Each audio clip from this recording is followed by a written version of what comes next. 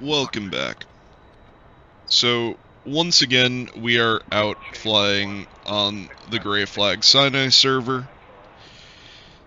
Keeping with the theme of the F4 coming out this week, we're flying our Cold War era planes. We flew the C-130 the other day, and today we are flying the F-14 Tomcat,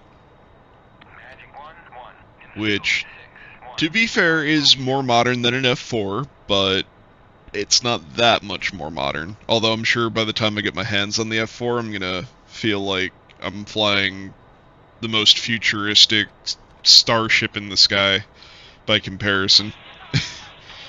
But no, I figured I would fly some of these older, more analog planes in preparation for the F4 to come out.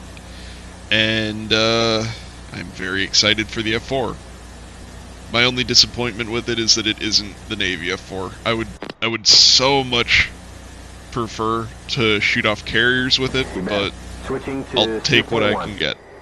I hear that they may come out with a navalized M4 in the future, and I can only hope. But if they do, that will be an instant pickup for me. I like my Navy planes, what can I say? So, today we're flying out. Nothing too exciting, we're just heading out to bomb some targets, just inland, try to clear the way for teammates to come in and land troops and secure the area. And, hopefully we won't get shot down. I had one sortie a little bit earlier that didn't go so well. At 2 o'clock. We made it out there, we dropped a few of our bombs, but we didn't quite make it back to the fleet, so fingers crossed this will be a much better outing. We do just about have Jester all set up and squared away with our nav setup. One of the things that I love about Jester in the current F-14 is that I don't have to fuss around with a lot of the nitty-gritty of setting up navigation and like setting up where things are pointed. It can be very streamlined. It's as easy as putting a marker on the map and saying, hey buddy, that's where I want to go, and Jester will do the rest. Now I understand with like DTC and some of the add-ons, you can get a similar effect in the other planes, but it's kind of nice not having to punch all the coordinates in and note them all down and all that jazz. All things considered, though, this is not going to be a very long hop. It's, I think, like 10 minutes inland from where the fleet is, and probably another 10 minutes back out, although it might be dark by the time we get back out. The other thing, I guess, with Jester is that initially I felt like I didn't have a whole lot of control over like the targeting pod with him. And the more that I've learned the F-14, the more that I find things that I can do with Jester. And, yeah, I think it's pretty comfortable. I know a lot of people love him and a lot of people hate him, and I can see why. My biggest gripes with Jester, honestly, are probably less with Jester and more just with the age of the plane. I get into situations from time to time where I know that there's something in front of us because AWACS will tell me that there's something in front of us, and I'm like, hey Jester, go lock onto the thing in front of us, and he's like, no can do, boss, and it gets us into trouble. Which, like I said, I suspect that that's just me being a front F-14 pilot, not a backseat F-14 pilot. I suspect if I spent some time in the pit back there, I would be much more comfortable with the radar, and much more comfortable with what you can and can't see with it, and much more comfortable with, like, which modes are best for seeing different things. It's just an aspect of the game that I haven't really interacted with a whole lot, and I understand. For the amount of time that I've had the F-14, I should have by now sat down and just learned the backseat and been a backseater for somebody else, but I don't really have somebody to be my front seater, and I just haven't really had the need to learn the back seat. I think I'm okay with the front seat though. I'm not phenomenal, but I can get the job done most of the time. Alright, I got at 4 o'clock. But that's where I think most of my frustration with Jester comes from. Um, I mean, I think we've all had those instances where Jester just says he's outie and leaves the plane. I distinctively remember an instance last summer. I want to say we were on the Hoggit server for Persian Gulf, and one of the pop-up Scud sites appeared, and I went to go and strafe it, because all I really had at the time was my gun, but I was close enough to it that I figured I could go and hit them, and here we are strafing Scuds, and just like, nah, I'm out of here, and just ejects out of the plane. So, outside of stuff like that, I don't think it's that bad. The ability to cue eyeballs and, like, do direct head control of the targeting pod, it's a little bit wonky, and I'm not going to use it in this sortie, but it's really useful.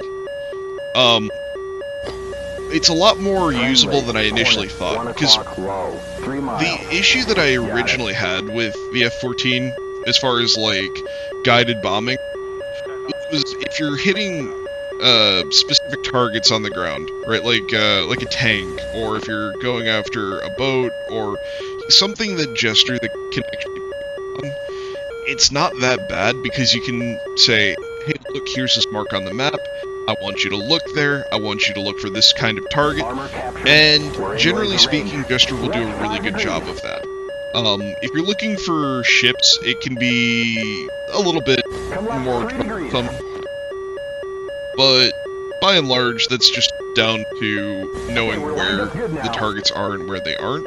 You can do this. 10 seconds. 10 seconds. But when it comes to, like, land targets that aren't in, like, a huge area, you kind of have a general idea of where they are. He can be very good at picking them up. Drop it. Pickle now.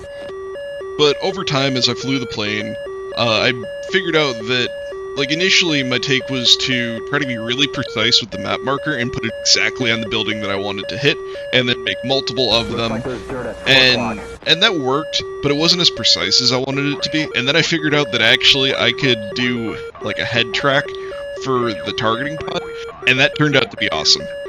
So if you don't know, with the targeting pod on the F-14, and for picking targets with Jester, you can tell him to look for, you can look for a waypoint that you put on the map with like a map marker, off of a waypoint that's planned into your F-14's onboard computer. You can cue HUD, which you basically aim the plane at what you want to hit, or you can cue eyeballs, which basically, it makes it so that you can look out the canopy of the plane, and you look at something, and you hit the button, and then Jester will slew the targeting pod to whatever it is that you're looking at, which, it sounds like it's not super intuitive, but it is really intuitive. It's the equivalent of me, like, turning my friend in the plane and looking out the window and pointing at something and being like, that. Point the teapot at that thing, and him doing it. So, that I really like. But then if you want to refine it, like, I go after QRF bases a lot in Grey Flag, right? And all of those have various structures that you want to hit, and Jester can't lock onto those. Like, even if you tell him to look for buildings, he just won't look for them. So, what you can do is cue however you want to get him into the right area, but then you can use your head tracker to aim where you want the T-pod, and it literally is like moving your head around the cockpit the way you normally would with your, like, if you could imagine your nose a laser pointer. That's basically what it is. You just kind of, like, and the targeting pod will slew with your head, and you can specifically aim it exactly where you want it to be, and you can then tell Jester, designate this, you can execute it just like any other drop. And there's a lot of little features with Jester like that. Like, the Jester menu is really big. There's a lot of stuff in there, and if you haven't taken the time to really sit there and go through it all, there are little things that you can miss. So, with the F4 coming out, and with the new Jester menu coming out, I'm really excited to see what else we're going to be able to do with him, and I'm curious if any of that's going to get backfed into the F14, and how all of that's going to work, because I love my F14, and I think I'm really going to like the F4, but I also recognize that, you know, it can be a little bit of a cumbersome system, and if you don't really know your way around it, it doesn't always do exactly what you want to do, so, you know, we'll see. I know watching some of the videos that have been coming out of people using the F4 already, like I've watched some of the Red Kite videos, for example. You can do a lot of stuff just switching back and forth between the front seat and the back seat. But I'm curious to see how much I'm going to be able to get Jester to do for me from the back seat, and how much I'm actually going to have to switch back and forth. One of the things that I appreciate with the F14 or with the Apache is how, like, single seat oriented you can be. Like, you can, like, I guess the Apache's probably the best example of this in the game, but you can essentially pick whichever seat you want to crew for the Apache, and the AI will crew the other seat and do everything for that seat. You can't exactly do that with the F14, because if you wanted to just be the Rio and have Jester fly the plane, like, I guess it's Iceman who flies the plane, but the thing is, Iceman will like, keep the plane flying while you're not in the front seat. He doesn't really fly the plane.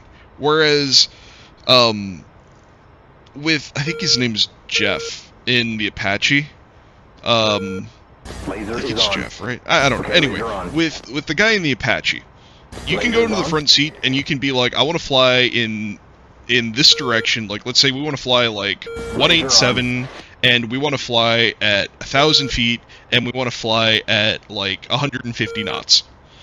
Like, you can determine all of that, and he'll go and do it. And then you can be like, hey buddy, we need to go into a hover here, and he'll go and he'll do it. And so it means that you can sit there and you can play either seat, and you can do everything in one seat, and you have no real need to go and play the other seat. So you can either learn one seat, or you can learn both seats, and you can just choose to play one seat, and I like the flexibility that that gives you. I'm really curious to see with the F4 coming out where the Jester implementation will be. So it may be that for some of the, like, ground targeting, I might need to go into the back seat so that I can mess around with it and actually aim things. But it also might be that I can just tell Jester to do it. Judging by the way that the F14 is, I assume it's going to be a similar implementation, so if you're flying solo, I assume you're primarily going to have to be the pilot.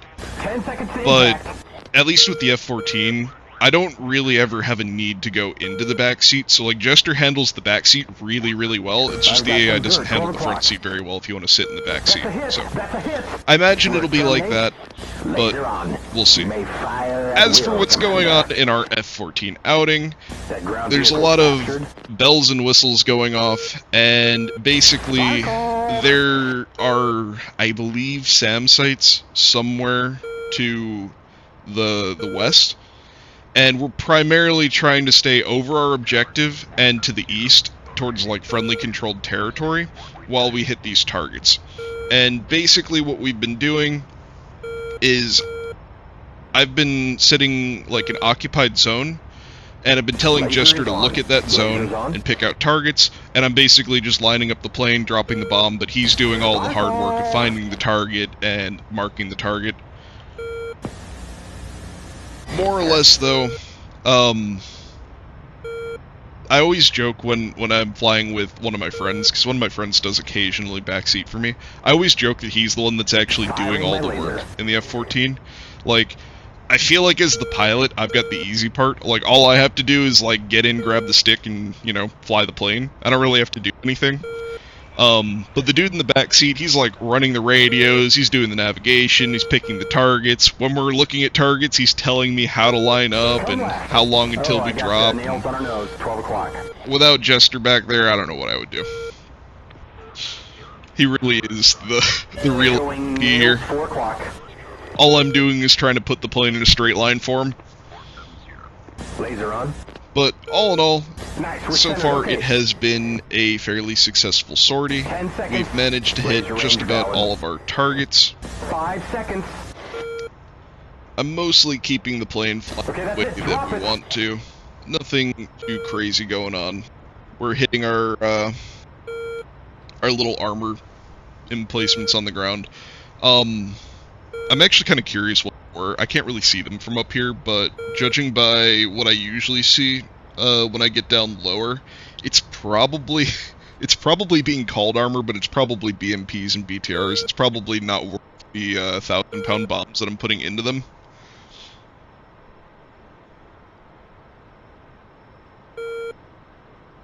But all in all, it is a pretty cool and pretty streamlined system. 10 seconds TTI.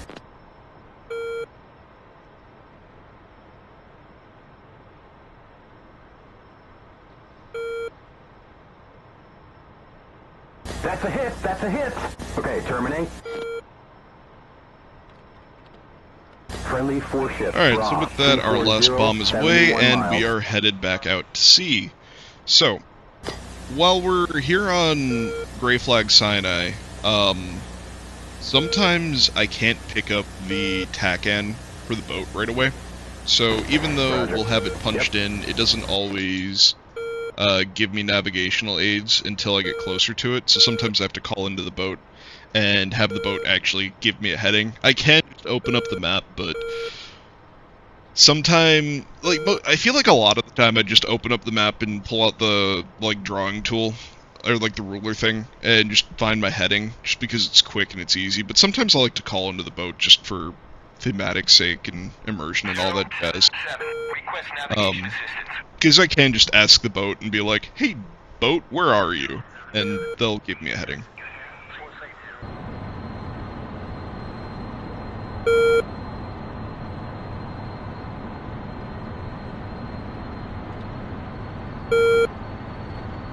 .077, Tomcat ball, 4.5.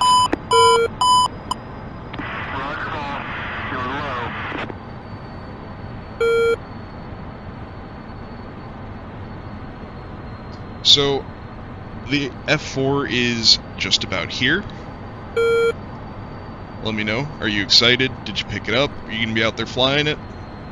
As per usual, get out there, kick ass, take names, and win your games.